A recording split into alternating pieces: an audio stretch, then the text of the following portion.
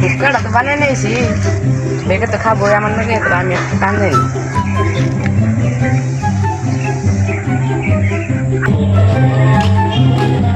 কি খাও দেখছেন খালি পিনি করছি।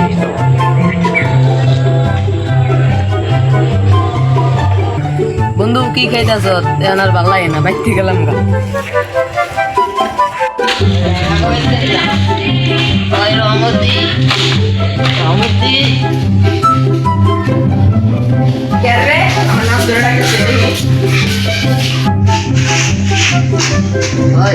দেখ দাস না কেন আইছে, দেখ দেখ।